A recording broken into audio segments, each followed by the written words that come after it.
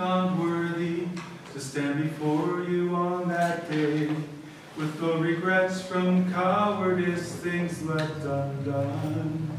To hear you say, well done, my faithful friend, now enter your reward, Jesus my joy. You are the prize I'm running for. You are worthy, worthy of my all. You are worthy, worthy of my all.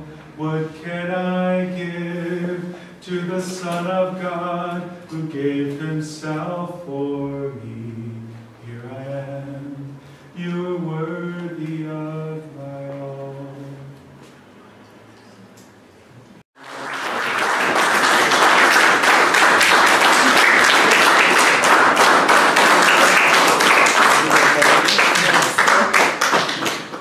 Thank you. Yes, thank you for praying.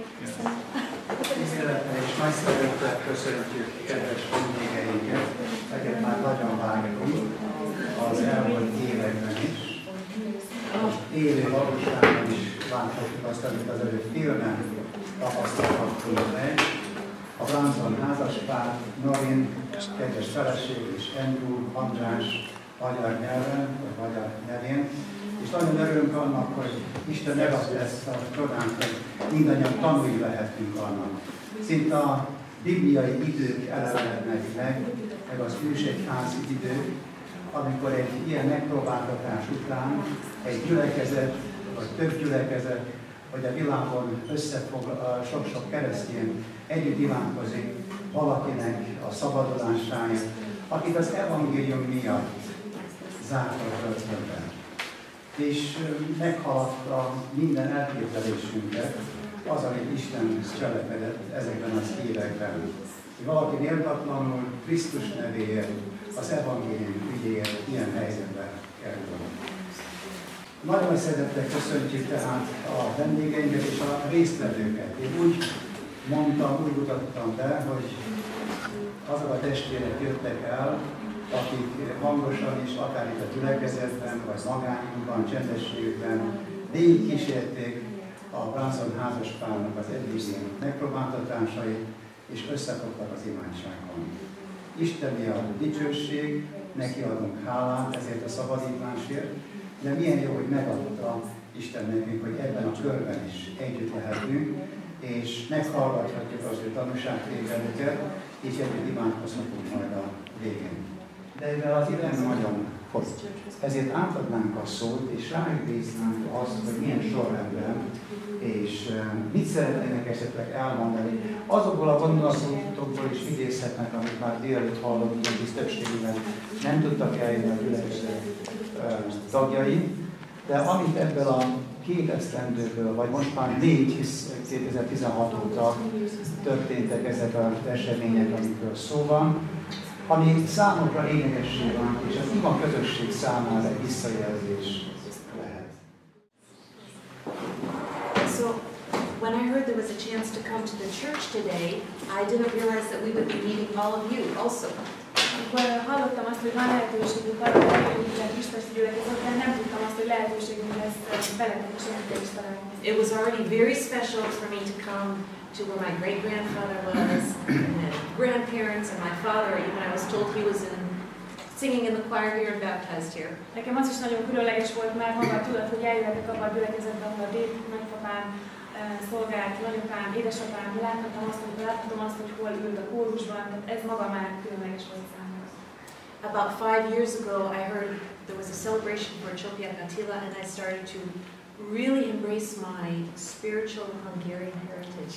5 évvel ezelőtt tudomást szereztem arról, hogy volt egy látogatása ünnepség, és akkor kezdtem el a nagyapám által elhagyott lelki szertestétes örökséget igazán magamévá tenni. So to be in this physical location and then see you who are part of this church is very special. Thank you. Számomra ez nagyon-nagyon különleges itt lenni ezen a fizikai helyen, és látni benneteket, látni ezt az imádkozó közösséget. Rendkívül különleges számomra. And it's always wonderful to be able to thank people who prayed for us face to face. You didn't know us, but you prayed for us for 2 years. Thank you. És És mindig nagyszerű lehetőség az, amikor szemtől szemben megköszönhetjük azoknak, akik imádkoztak értünk, hiszen ti nem ismertetek minket, és mégis imádkoztatok értünk, úgyhogy köszönöm ezt nektek. So, some years ago, because of my father, I got my citizenship as a Hungarian, and my children have it. And now my husband has it. Néhány évvel ezelőtt édesapámon keresztül én is megkaptam a magyar állampolgárságot, megkapták a gyerekeim is a magyar állampolgárságot, és most már a férjem is. So we're very grateful to be here in our country among our people. Nagyon jó itt lenni magyarok között, magyar állampolgárként Magyarországon. I'm sorry we don't speak Hungarian. Sajnáljuk, hogy nem beszélünk magyarul. It's such a difficult language and I'm too old to learn. Olyan nehéz ez a nyelv, és túl öreg vagyok hozzá, hogy megtanulom. So Norine and I spent 23 years in Turkey as missionaries before we were arrested. Norine és Ák 23 évet töltöttünk Törökországban misszionáriusként, mielőtt letartóztattak engem. We started several churches. We worked with refugees when they came in from Syria, and also started a house of prayer. Nagyon sok gyülekezetet plantáltunk, dolgoztunk a szíriai menekültekkel, és egy ima közösséget, egy ima házat is létrehoztunk. In 2009, God spoke to me and He said, "Prepare for harvest." 2009-ben az Úr szólt hozzám, és azt mondta nekem, hogy készülj az aratásra. So after that, we began to work differently, and we always ask God, how do we prepare for a powerful move? What do you want us to do? És akkor elkezdtünk erre tudatosan készülni, és kérdeztük az Urat, hogy hogyan kéne, milyen irányba kéne elmozdulnunk, mit kéne tennünk ebben a helyzetben. And it seemed that every year or so He would give us a new project, some new thing to do. És úgy nézett ki, hogy minden évben szinte egy új projekt került elénk, és egy új feladatot kaptunk Istentől. So in 2016, when we were called into the police station, and then we were told that we would be deported. És 2016-ban, amikor behívtak minket a rendőrőrsre, és ki akartak toloncolni minket. And I thought, that's not possible. God gave us an assignment to prepare for harvest. How can we be deported? Akkor azt mondtam, hogy ez nem lehetséges. Isten arra hívott minket el, hogy készüljünk az aratásra. Hogy lehet, hogy ki toloncolni? So did God cancel our assignment? Isten eltörölte ezeket a feladatokat számunkra. Then during the prison time, when it kept extending, God did something extraordinary. És a börtönben töltött idő alatt, ahogy ez egyre hosszabbá és hosszabbá nyúlt, Isten valami egész különleges dolgot tett. I would ask Norine when she came to visit me. We would talk through reinforced glass on telephones. Amikor Norine eljött hozzám, hogy beszéljünk, és egy vastag üvegen keresztül, telefonkagyon keresztül beszéltünk. I'd say, are people praying for me? Megkérdeztem tőle, imádkoznak értem az emberek? I felt very isolated in prison. I was the only Christian during my entire time in prison. Borzasztóan magamra hagyatlanul éreztem magam a börtönben, én voltam az egyetlen keresztény. And I had a deep desire to have people praying for me, supporting me in this terribly hard time. És egy nagyon mély vágy volt a lelkemben arra, hogy az emberek imádkozzanak értem ebben nagyon nehéz időszak. And Norine would tell me every time I asked her, every time I saw her, she'd always give the same answer. Yes, people are praying and actually it's growing. Így hát valahányszor bejött Norine, és én kérdeztem tőle, hogy imádkoznak értem az emberek, de mindig azt mondta, hogy igen, imádkoznak, és egyre többen imádkoznak. So God started a prayer movement around the world, and you were part of that. Úgyhogy az Úr elkezdett egy ima mozgalmat, egy világot átnyelő ima mozgalmat, és ennek ti is részesei voltak. I've been told it was an unprecedented prayer movement focused on one person. There hasn't been a movement this big focused on one person in living memory. Példa nélküli mozgalom indult el, azt hallottam és azt látom, hogy a történelemben nem volt még arra példa, hogy egyetlen emberért egy ilyen világszintű ima mozgalom indult volna. There were many people praying. Many people prayed.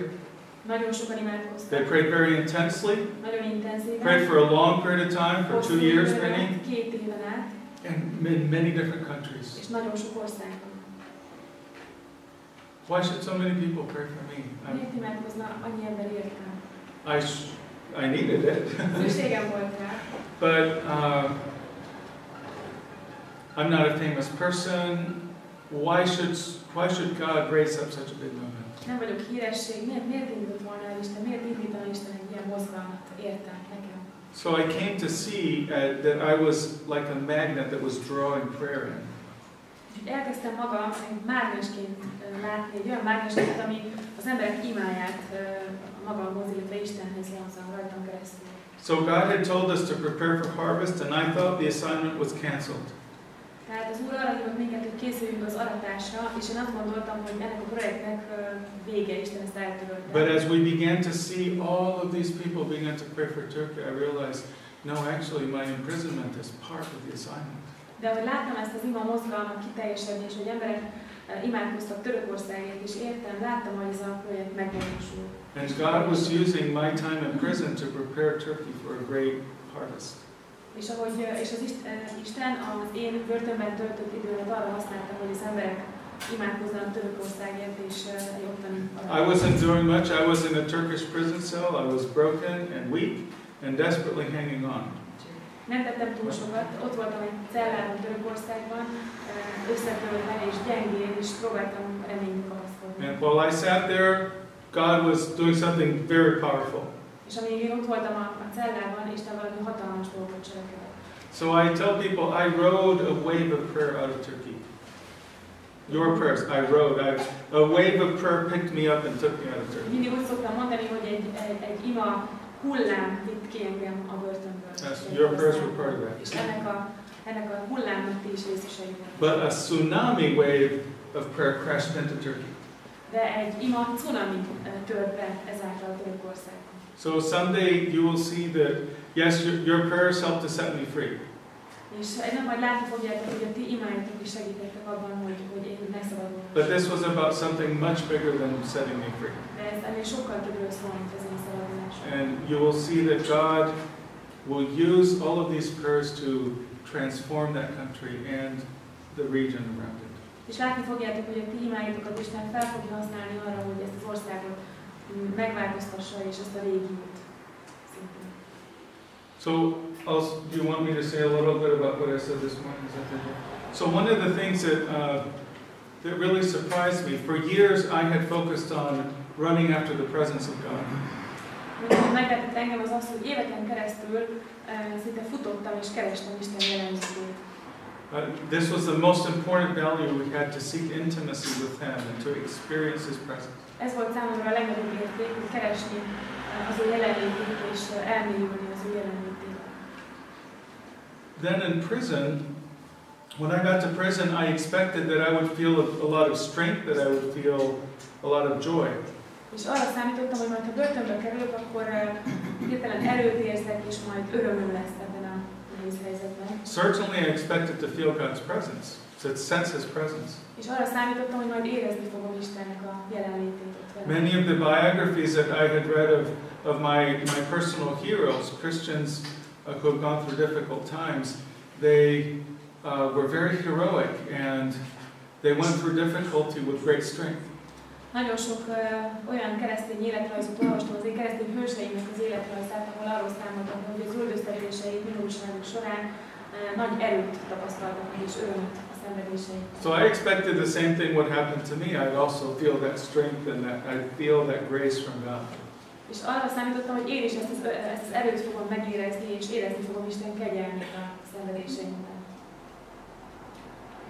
So I was very surprised that I did not experience God's presence for 2 years in prison. És nagyon meglepett az, hogy 2 éven keresztül nem éreztem Isten jelenlétét a börtönben. And this was a great trial for me, because this had been the most important thing for me, to seek His presence. És egy óriási próba volt számomra, mert nekem az volt a legfontosabb, hogy megtapasztaljam, megéljem Istennek a jelenlétét. Early on, I was held in solitary confinement, and this was extremely difficult for me.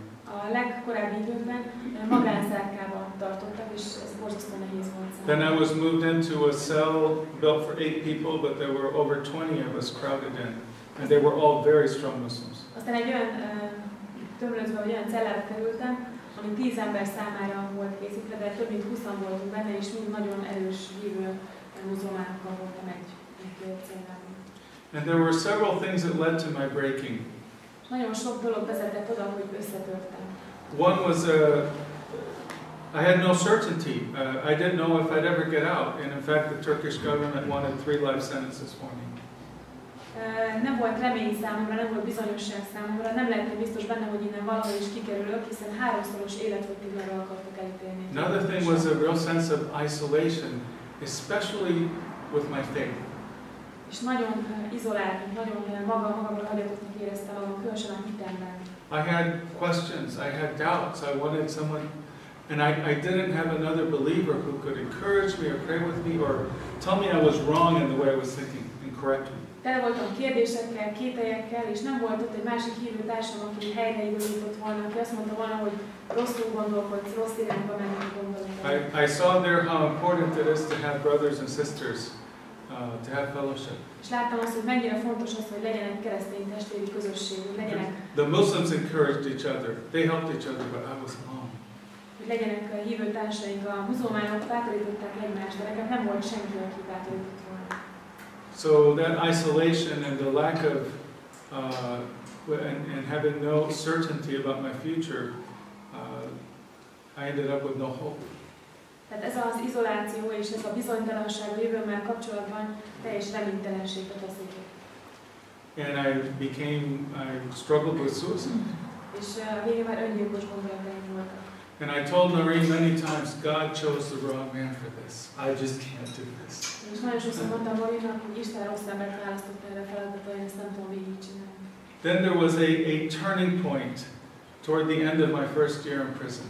És aztán volt egy fordulópont, hogy az első évemnek a vége fele, az első börtönben töltött évnek a vége fele. I realized there was very little I could do to fight for my freedom. Rájöttem arra, hogy nagyon kevés dolog van az, amit tehetek azért, hogy a szabadságomért harcoljak. The President of the United States had asked 3 times that I be released, and it just got worse after that. Az Európai Egyesült Államok elnöke 3-szor kérte már az én kiszabadulásomat, vagy kérte ezt a hatóságokról, és mindig rosszabb és rosszabb lett a And I helyzet. thought, this has already gone as high as it can in human terms. How can I go higher than the President's talking about me? És akkor azt mondtam magamnak, hogy ennél magasabb szintre már nem mehetek, hiszen elnöki szinten van, a legmagasabb szinten van ez a tárgyalás, ha lehetnék még. So I realized there was very little I could do to gain my freedom. Tehát rájöttem arra, hogy igazán nagyon kevés dolog van, amit tehetek a szabadulásra. But I also was aware that I could fight for my faith, for my relationship with God. De rájöttem arra, hogy amiért viszont tudok tenni és harcolni, az a hitem és az Istennel való kapcsolatom. And I needed to do this because all of the doubts and the questions and the despair had just started to suffocate my relationship with God. És ez nagyon fontos is volt, hogy megtegyem, hiszen a sok kételjem, a sok bizonytalanság, a sok kérdés elkezdte folytogatni az Isten területet hitemet. And so I remember making a decision. I said, God, whatever you do or do not do, I will follow you. És emlékszem, hogy volt egy pont az életemben, amikor döntést hoztam, és azt mondtam Istennek, hogy Uram, akármit teszel, vagy nem teszel, úgy döntök, hogy követlek téged. If you don't give me your presence, I will still follow you. És ha nem adod meg nekem a jelenlétedet, akkor is követlek téged. If you don't speak to me, I'll still follow you. És ha nem szólsz hozzám, akkor is követlek If you never set me free, I will still follow you. És ha nem szabadítasz ki innen, akkor is követlek téged. Actually, I was saying it with a bit of defiance, like, you'll see, you're going to see, I won't let go. Kicsit ilyen makacs hozzáállással mondtam így ezt, hogy majd meg fogod látni, hogy akkor is. Because I was angry at God, so I'm saying, you'll see, I won't let go. You don't talk to me, you don't give me your presence, but you're going to see, I'm going to be faithful. Ugye haragudtam Istenre, tehát volt bennem egyfajta lázadás Istenre, azt mondtam, hogy ha nem is szólsz hozzám, akkor is követlek, majd meglátod, hogy követlek, csak azért is. In one sense, this is kind of ridiculous because even at my strongest point, I'm still very weak. Even if I try really hard, it's still it's not very much. Hát egy kicsit nevetségesnek hangzik mindez, hiszen még a legerősebb állapotomban is annyira gyenge voltam, és annyira tehetetlen. But God met me at that point. De Istennel találkoztam abban a And I began a process of what I call cooperating with His grace. És akkor elkezdődött bennem egy folyamat, amit úgy hívok, hogy együttműködtem az ő kegyelmével. And I began to fight for my relationship with Him. És elkezdtem harcolni a vele való kapcsolatomért. I still didn't feel God's presence for the rest of the time in prison. És még mindig nem éreztem Isten jelenlétét börtönben töltött hátralévő időben sem. It's as though God were completely silent. Isten teljesen csendes volt, néma volt számomra. But I made a decision in the darkness to turn toward God rather than away from Him. De abban a sötétségben hoztam egy döntést, hogy Isten felé fordulok, ahelyett, hogy elfordulnék. And it was a decision of my will, not my emotions. It was just, I will do this, however I feel. Ez egy akarati döntés volt, nem egy érzelmi döntés. Yeah, and there's a verse that became my theme verse in prison. It's Isaiah 50, verse 10. Volt egy igevers. So don't read it. Just translate it from me. Because I have my own translation. Okay. 50, verse 10. No, it's hard to understand. So, but don't read it. Because I'm going to translate it. This is how it goes. Tehát Ézsaiás 50-10 volt az igevers, ami nagyon sokat jelentett számomra. Nem fogom felolvasni, mert megvan az ő saját fordítása. For the one who walks in darkness and has no light. Annak, aki a sötétségben jár és nincs világossága. Trust in the name of your God and lean on Him. Bíz az Úrban, és őre támaszkodjál. So when you're walking in darkness, lean on Him. Tehát amikor sötétségben jársz, akkor támaszkodj Istenre. So God is talking to the Israelites. He sent them into exile. Tehát, hogy ugye az Úr beszél a zsidókhoz, és őt fogsághoz beküldte. So actually God is the one who put them in darkness. Tehát az Úr volt az, aki őket sötétségbe helyezte. And you think God would say, oh, you don't want to be in darkness. Let me pull you out into the light. Because He could, but give them light. És azt gondolnánk, hogy hát ő helyezte őket a sötétségbe, de mondhatnánk, hogy fordulj hozzám, és én kihozzak a sötétségből, hiszen ki tudja hozni az embert a világosságba. But He didn't say that. De nem mondta ezt. He said, when you're in darkness, lean on me. Azt mondta, hogy ha sötétségben vagy, akkor támaszkodj rám. And this is what God was teaching me in that prison, to stand in the dark. És ezt tanította nekem Isten ezen a megtapasztaláson keresztül, hogy megálljak a sötétségben. To lean into Him, even with all my questions. És hogy rátámaszkodjak, akár az összes kérdésemmel együtt. I had many questions. Where are you, God? Why don't you speak to me? Why haven't you given me a sense of your presence? Nagyon sok kérdésem volt. Hol vagy Istenem? Miért nem szólsz hozzám? Miért nem érezhetem a jelenlétedet? And I threw these questions at God so many times, and I accused Him. És annyiszor vádoltam az Urat, és annyiszor szegeztem neki ezeket a kérdéseket. And at some point I became aware that I was so focused on my questions, I hadn't realized God had questions for me. És annyira el voltam foglalva a saját kérdéseimmel, hogy nem vettem észre azt, hogy Istennek is vannak kérdései felé.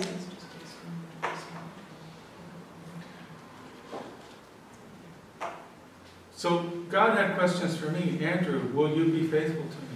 Isten ezt kérdezte tőlem, hogy András, hűséges leszel hozzám? Andrew, will you love me even if I'm silent? Andrew, szeretni fogsz engem akkor is, ha én csendben maradok? Will you betray me if you feel betrayed? Elárulsz engem, ha úgy érzed, hogy téged elárultak? And I had been questioning God's goodness and His faithfulness and His love. És pont ezeket kérdőjeleztem meg, Istennek a jóságát, a hűségét és a szeretetét. But at some point I realized that His love and His faithfulness were not being put to the test. De egy ponton felismertem azt, hogy itt nem az Istennek a hűsége és jósága és szeretete került próba alá. It was my love. It was my faithfulness that was being tested. Hanem az én szeretetem irányába és az én hűségem, ezt próbáltam meg az Úr. And the real issue here was I going to make it through this test? És az volt az igazi kérdés, hogy fogok végigmenni ezen a próbán. So I determined, I want to make it through this test. És eldöntöttem magamban, hogy át akarok menni ezen a próbán.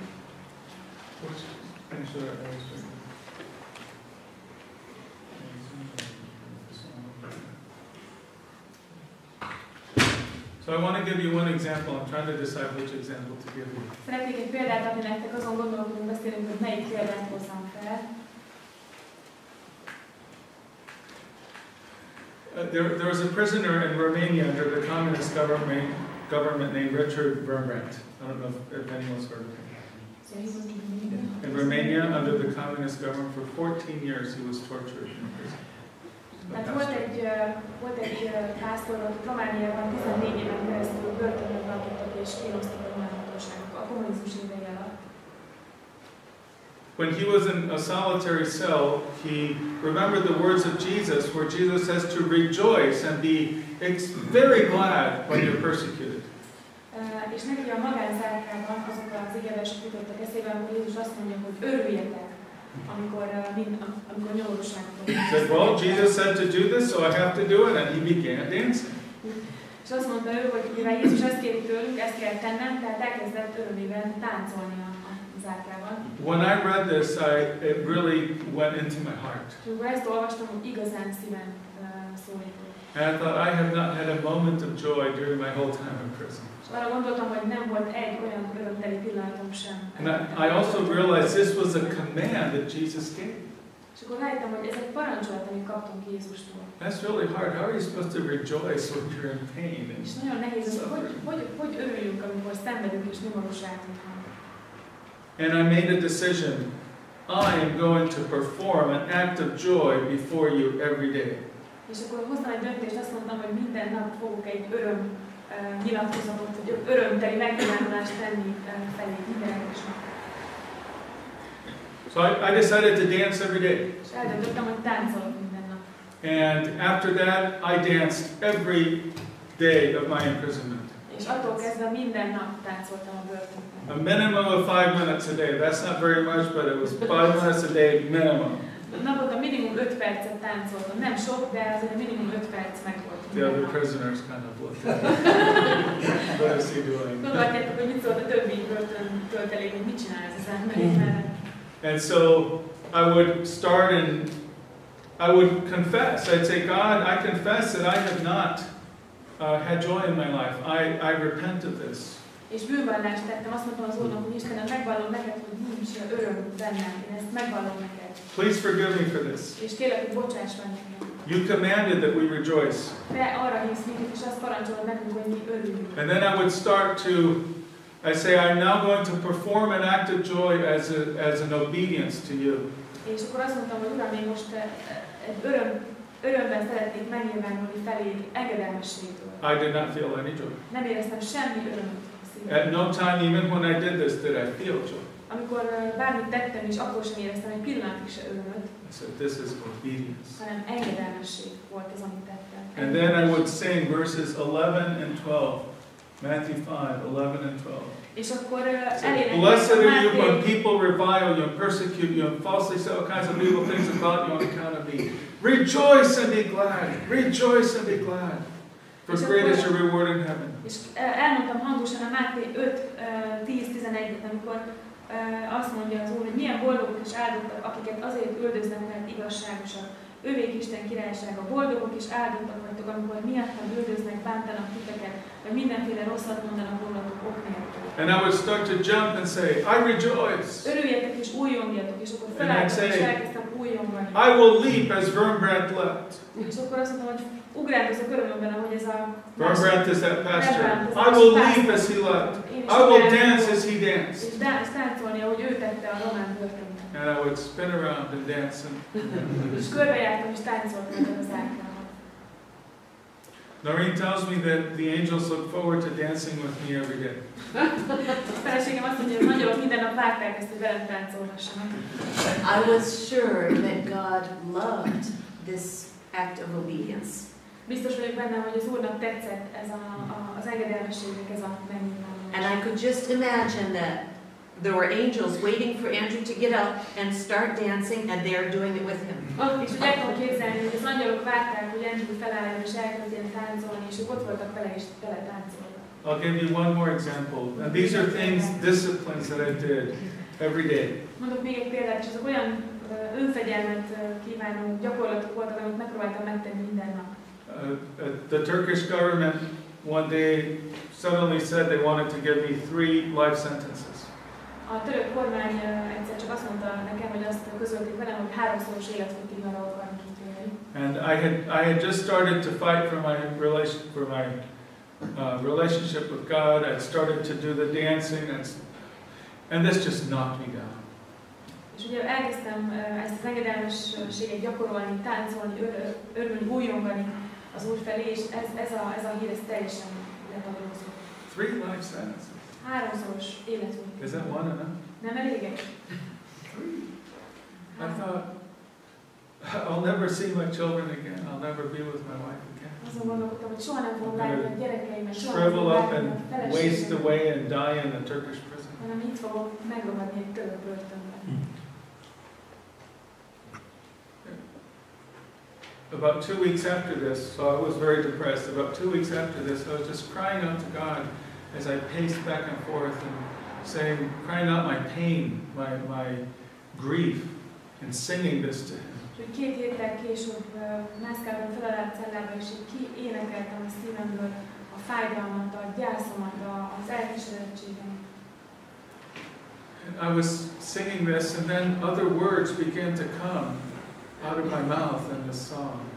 És ahogy ezt így az Úr elé tártam, más szavak is kezdtek kijönni. I'm singing about my grief and pain, and then I hear myself saying, "You are worthy of my all." És ahogy kiénekeltem magamból a fájdalmamat, akkor azok a szavak is kijöttek a számomra. My tears and my pain, I lift them up to you as an offering. De mindenemre méltó vagy, felemelem hozzád a könnyeimet és a bánatomat. And I just sang my heart out to God, and I wrote a song. És kiénekeltem a lelkemet az Úrnak. I had been questioning God's goodness and His faithfulness and His love. És írtam neki egy éneket. Megkérdőjeleztem az ő hűségét irántam, az ő jóságát, az ő szeretetét. But now I said, you are worthy of my all. És akkor azt mondtam, hogy Uram, te méltó vagy mindenemre. This is my declaration in my darkest time. Ez az én kijelentésem a legsötétebb pillanataimban. Jesus, the faithful one who loves me, you're always good and true. Jézus, te vagy a hűséges, aki mindig igaz vagy, és mindig hű hozzám. You made me yours, and you are worthy of me. Te a tiéddé tettél, és méltó vagy arra, mindenet adottam neked. So this became something I did every day, singing this song every day. És ez is napi szokásommá vált, hogy minden nap elénekeltem. I declare you are worthy of my suffering. És kimondtam azt, hogy Uram, te méltó vagy arra, hogy elhordozzon. And I declare the goodness of your character. És ilyen is jó vagy, és hűséges. One of the things I sang was, I want to be found worthy to stand before you on that day. Aztán azt is énekeltem az Úrnak, hogy szeretnék úgy megállni, úgy élni, hogy méltó legyek arra, hogy megálljak előtted. With no regrets from cowardice. És hogy ne legyen bennem sajnálat a gyávaságomért. And this became my battle in prison, my second year. És ez volt a második börtönben töltött év során, ez volt az én harcom. I began to focus that one day I will stand before Jesus. És elkezdtem arra koncentrálni, hogy egy nap ott fogok állni Jézus előtt. And I thought I could stand before Him and He could say to me, Andrew, I had victories for you to win, but you were a coward and you didn't win them. És akkor elképzeltem, hogy ott állok Jézus előtt, és Jézus azt mondja nekem, hogy Andrew, győzelmet készítettem el számomra, és te gyáva voltál, és megfogom. I had an inheritance for you and you ran away. Örökséget akartam adni neked, és te elfutottál. And I thought, oh God, I don't want, Jesus, I don't want to stand before you and have regrets. És akkor azt mondtam magamnak, hogy Uram, Jézus, én nem akarok úgy állni előtted, hogy sajnálkoznom kéne. So I started to focus in on living for that day. És elkezdtem úgy élni, hogy arra a napra gondolok, és azért élek. And every day I started to pray. There was a battle every day where I'd say, God, I want to serve your purposes. És elkezdtem imádkozni, és ezért imádkoztam minden nap, hogy Uram, a te céljaidat akarom szolgálni. And if it serves your purposes for me to be in prison, I don't want to be here. És hogyha ez szolgálja a te célodat, hogy én itt legyek a börtönben, nem akarok itt lenni.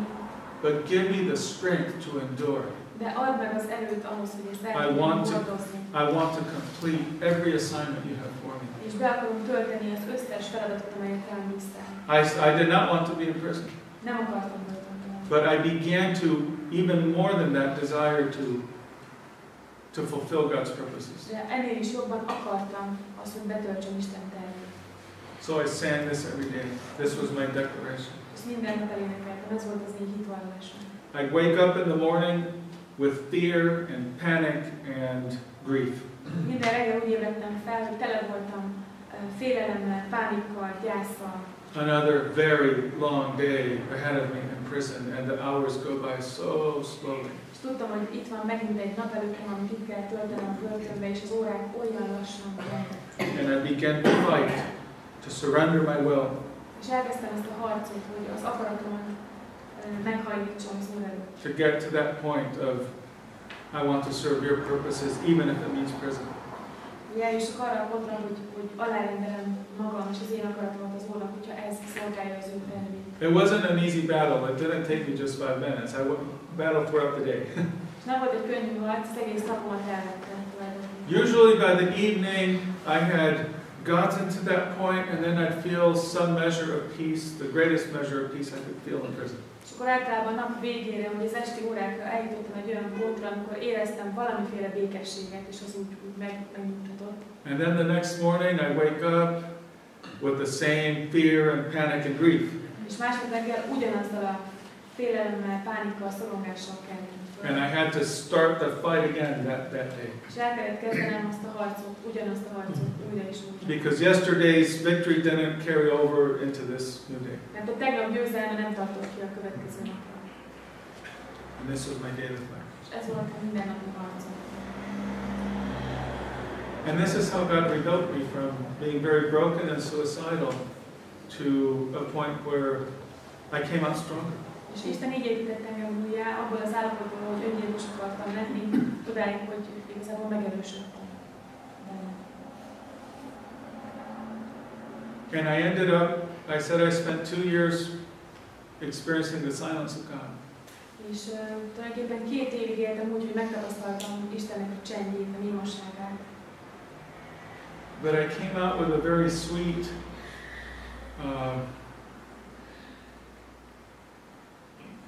intimacy with Him. És a végére egyfajta édes, belsőséges kapcsolatom lett vele. It's an intimacy and a confidence, I would say a confidence, that comes from having been tested and having been proven true. Az a fajta bizonyosság és az a fajta biztonság, amit megéltem abban, hogy az én hitem megpróbáltatott, és túl jutottam ezen a próbán, és most már bizonyosság.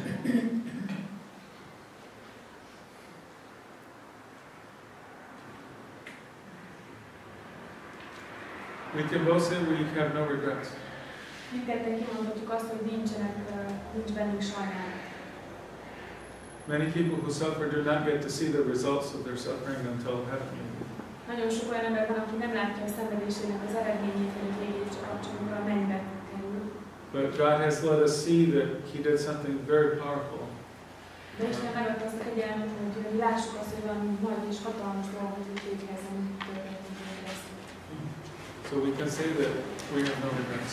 Úgyhogy kimondhatom azt, hogy nincs bennünk sajnálkozás. I was going to say something else and I completely forgot. Akartam még mondani valamit, de ezt teljesen elfelejtettem. So if you want to ask any questions. Úgyhogy ha vannak kérdések, Visszamenni Törökországba? Would you go back to Turkey? Yes, we would be very glad to go back. We cannot go back. Igen, szívesen visszamennénk, nem mehetünk vissza. But I expect that we will see the harvest in Turkey with our own eyes. De nagyon bízom abban, hogy látni fogjuk az adatást Törökországban a saját szemünkkel. So we are hopeful that someday the door will open for us to go. Úgyhogy reméljük arra, hogy egy nap megnyílnak majd az ajtók és visszamehetünk Törökországba. So we have been able to say honestly that we love Turkey and we love the Turkish people. Úgyhogy őszintén kimondhatjuk azt, hogy szeretjük Törökországot és szeretjük a török embereket. This is not an idealized or romanticized love of the culture, the food, or anything like that. Ez nem egy ilyen idealista, romantikus szeretet az emberek, vagy a török konyha, a török ételek irányába. We have suffered at their hands, so that would get rid of that kind of idealism. Hiszen szenvedtünk a kezük által, úgyhogy ez kiöli azt a fajta romantikus. I believe that God put some of His love for Turkey in our hearts, and that love is expressed not so much in emotions as in a commitment to see God's kingdom and God's blessing come to them. Úgyhogy Istentől kaptunk valamiféle szeretetet a török nép és a török ország irányába, de ez nem egy ilyen romantikus szeretet, hanem inkább az a fajta szeretet, hogy szeretnénk látni az Isten tervének a megvalósulását az országban és a nép a török nép között. Mikor énekelt, akkor hangosan énekelt? When you sang, did you sing out loud? Oh yes. És a többiek, a muszulmánok hogy reagáltak a celebrációra? Mit csináltak? Yeah, so I was in a very crowded cell with over 20 Muslims, and got very intense. Egy nagyon zsúfolt cellában voltam, ugye kb. 20-nál is több muzulmán börtönlakóval, és nagyon intenzív volt ez. And the Turkish government began a propaganda campaign against me in the media. És a török kormány elkezdett egy média propaganda kampányt ellen a törökök. So they said I was a military spy. Azt mondták, hogy katonai kém vagyok. They said I was supporting different terror groups. Azt mondták, hogy különböző terror csoportokat támogatok. That I was a special forces officer who had many other special forces officers under me to tear Turkey apart. Én különleges erőparancsnoka vagyok, aki alá több ember tartozik, és az a célom, hogy Törökországot szétziláljam. They said I threatened to cut the heads off the Turks. Azt mondták, hogy azzal fenyegettem a törököket, vagy hogy le akarom őket fejezni a törököket. So as they said these inflammatory things, my cellmates began to look at me a little differently. És ahogy ugye ez hangzott el a török médiában, hogy a börtönlakó társaim elkezdtek el egy furcsán nézni rám. So they moved me from that very crowded prison. After about 8.5 months, 9 months, they moved me to a maximum security prison. Úgyhogy 8,5-9 hónap után éppen ezért áthelyeztek egy másik cellába, egy ilyen legbiztonságosabban őrzött börtönbe, egy másik helyen. So I think this was for my own security. És ez az én saját biztonságom érdekében volt. And so in that cell, I only had 2 cellmates. És abban a cellában csak 2 másik társ, 2 másik ember volt rajtam kívül.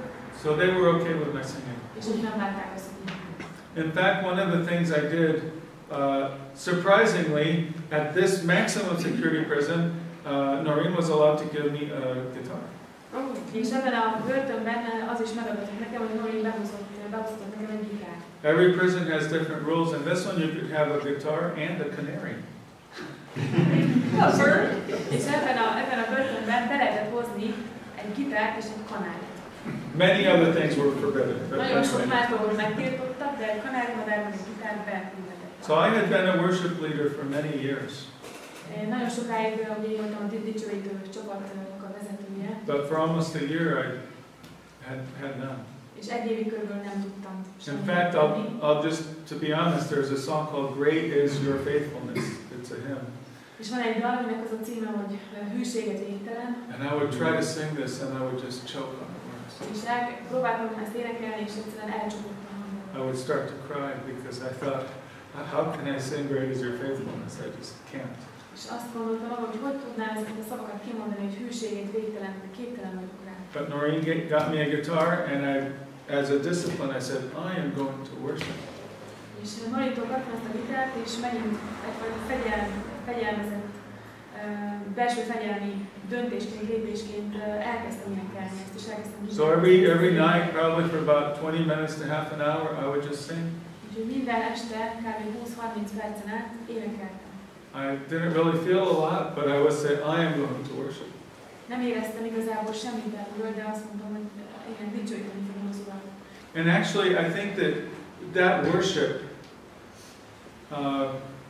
is very precious to God because it comes in very difficult circumstances. És azt gondolom, ez a fajta dicsőítés Istennek nagyon kedves, mert nagyon nehéz körülmények között adjuk ezt neki. So when you are in your own darkness, in your own test, and every one of us goes into the valley of testing. És amikor a nehézségek, nyomorúságok közepette vagy, és mindannyian átmegyünk a megpróbáltatások völgyén. When you still declare the character of God. És amikor ez nehézségek közepette, és ki tudod mondani az Úrnak a tulajdonságait. And when you decide to worship, even in the midst of difficulty, that is so precious to God. És úgy döntesz, hogy a nehézségek, nyomorúságok közepette is dicsőíted Isten. Szerintem Istennek nagyon-nagyon sokat jelent. You know, some people wrote to me, they had very good intentions. They said, sing like Paul and Silas did. Sokan írtak nekem a börtönbe, és azt írták, hogy énekelj, és újjon, úgy, mint Pál és Szilász. Do you all know that story? Paul and Silas. They're singing in the jail in Philippi. They say, sing like Paul and Silas. Worship your way out of prison. És akkor erre bátorítottak, hogy így énekelj, mint Pál a börtönben. Énekelj ki magad a börtönből. So I'm just a little bit cynical, you know. When I Cinikus said, voltam. well, they were only in jail for one night.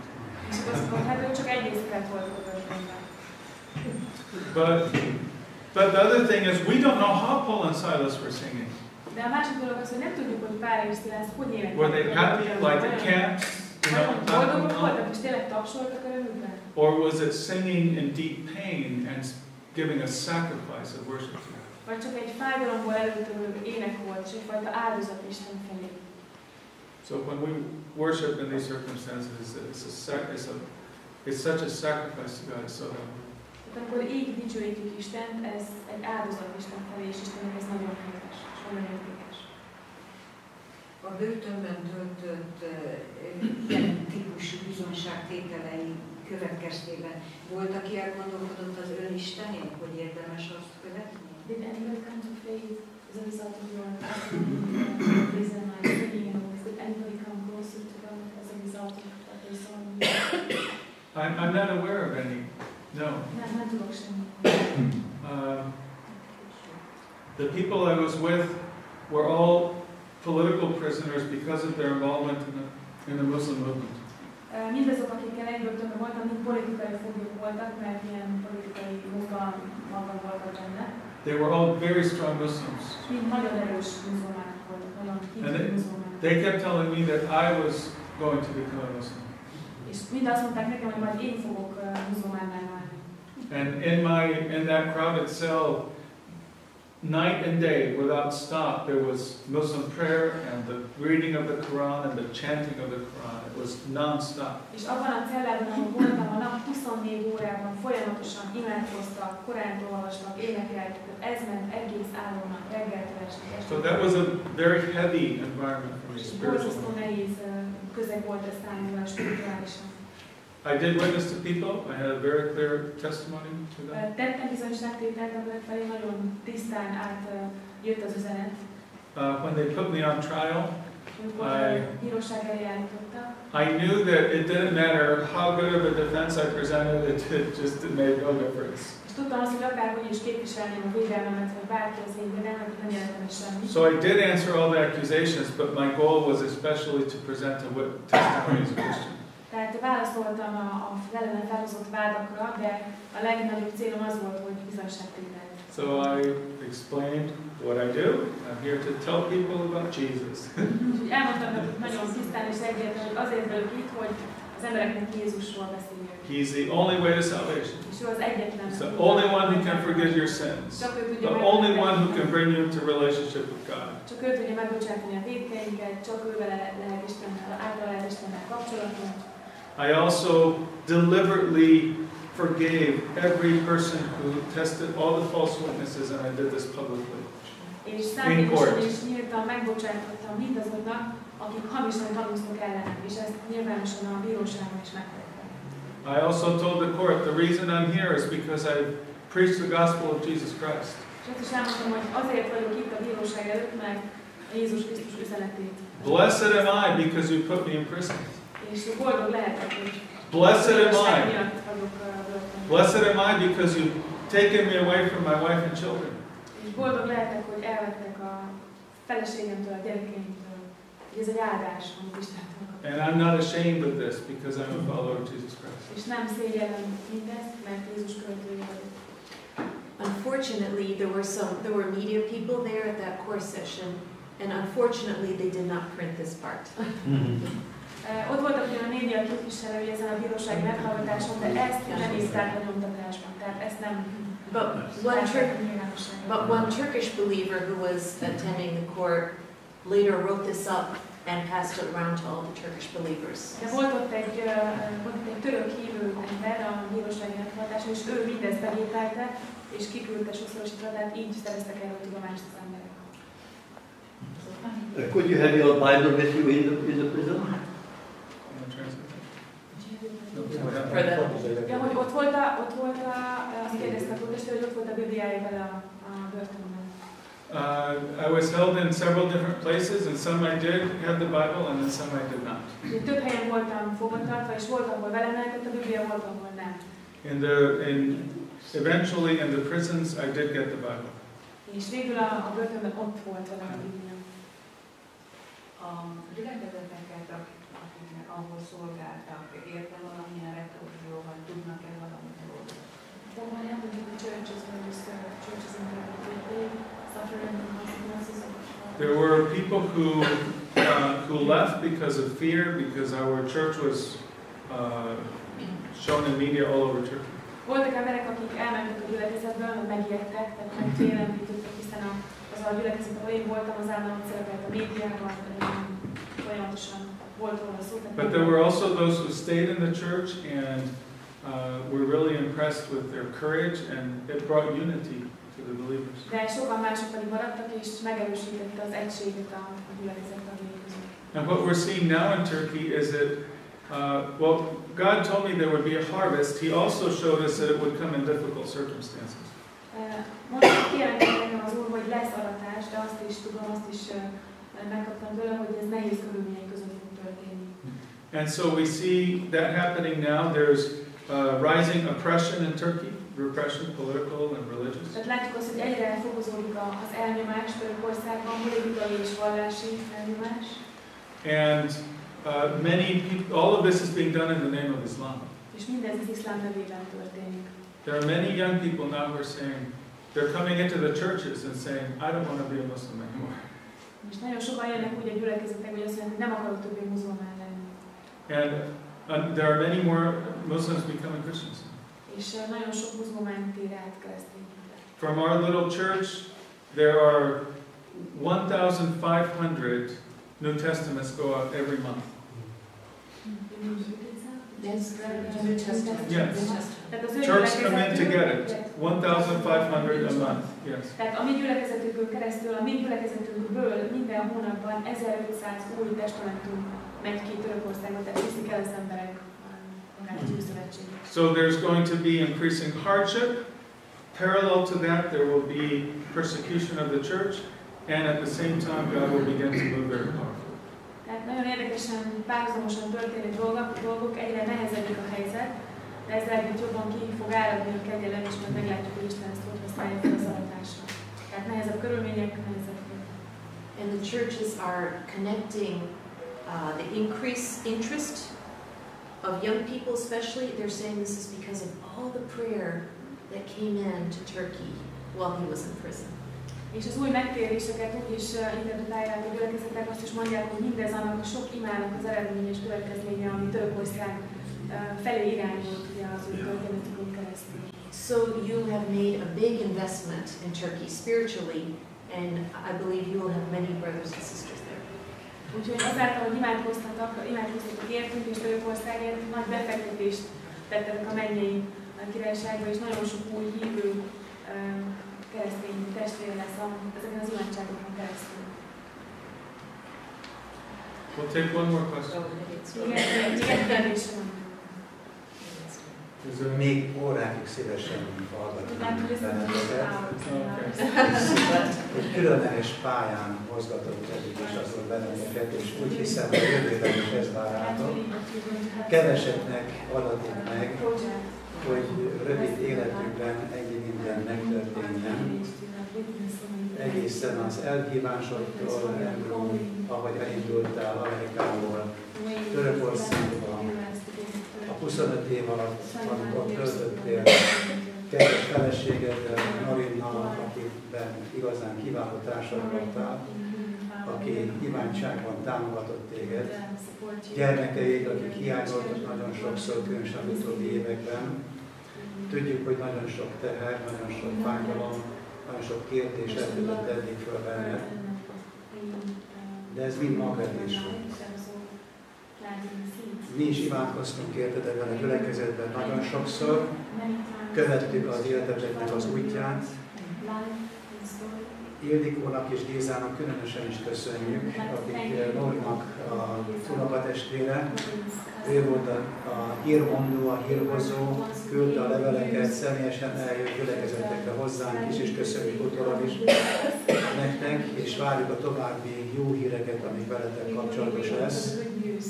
Ahogyan a képeket láttuk itt menet közben, hogy milyen pályán mozgatott benneteket az Úr, és hogy az azok az évek, amit a börtönben, fogságban töltöttetek, nem gondoltátok, hogy mit készít Isten, hogyan lesz a szabadulás, lesz-e egyáltalán, hogyan találtok ismét egymásra, hogyan folytatódik a családban az életetek, meg egyáltalán Amerikában. És hogy hirtelen annyira középpontba kerültetek, hogy az egész világon híre lett a hűségeteknek, elkötelezettségeteknek. Egyenes adásban néztük itt nagyon sokan, az a Fehérházban történt, és hogy az összes televíziós társaságnak a kamerája követte azokat a szavakat, kívánságokat. Nem tudjuk, hogy ez milyen hatással volt és van és lesz azokra, akik ennek tanúi voltak, látták, hogy mit tett veletek az Isten.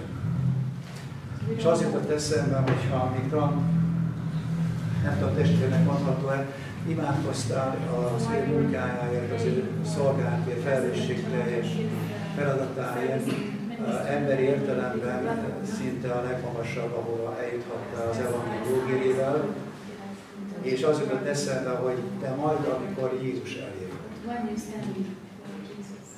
amikor előtte fogunk letérdelni, amikor neki fogjuk megköszönni, hogy ő előbb jött értünk, hogy egészen embervé szolgálva lett, és egészen a keresztfa haláláig odaadta magát. És hogy innen a kereszt, a halálból támasztotta föl az Úr Jézus Krisztust, Isten. És azt ígérte, és azt mondta, hogy erre a névre egyszer minden tér meghajol, mennyeké, földjeké, és föld alatt valók is, minden nyelv vallani fogja, hogy Jézus Krisztus Úr az Atya Isten dicsőségére. Ugye azért bántorítom itt együtt az én testvéreim, a jelenlévőket is, hogy minden hamarabb tegyük meg, és hűséggel tekintsük Istenre, bármilyen nehézségben voltunk, vagy leszünk, nem tudjuk most ezzel a beszélgetéssel is, mit készít az Isten. Mielőtt állunk, nincs vége a történelemnek még. Akár az ő népe életében, akár a mi gyülekezetünknek, vagy a magyar népnek az életében mit készít az Isten. De hogy jellétez benneteket, hogy csak így szabad, az Úrra függesztő tekintettel, a bizonyságnak a fellegei lesznek bennünket körül. Hogy Jézus Krisztus, aki hitünknek a fejedelme, bevégezőjére, akire érdemes föltekinteni. Ebben kívánok nektek nagyon sok erőt kitartásban, a rátok váró életünkön, ami rátok vár és ránk is ebben a világban. Nagyon köszönjük, nagyon megérintett a bizonyságtételetek bennünket. Isten áldását kívánjuk az életetekre. És arra gondoltam, hogy ha Trump elnökkel imádkoztat, hogy imádkozz értünk. Legjobb el mindannyian egyébként barátkozzál, de úgy együtt. Thank you for welcoming us. Köszönjük, hogy itt lehetünk veletek. Thank you for praying for us. We are so grateful. Imádkoztatok értünk, annyira hálások vagyunk érte. So I want to pray for you what I prayed for myself and for my family many times in prison. És azt szeretném most imádkozni értetek, amit imádkoztam önmagamért és a családomért, amíg a börtönben voltam. So first, Lord, I ask that you fill this place with your presence and with your people. Uram, kérlek, hogy töltsd be ezt a helyet és az itt lévő lelkét a te jelenléteddel. Father God, Istenem, Atyám, pour out on your sons and daughters gathered here Uram, töltsd ki az itt jelenlévő testvérek, keresztény testvérek. the courage, A bátorság, the strength, az erő, the confidence, a bizonyosság, the endurance and perseverance of Jesus. a kitartást, a nehézségek közepette.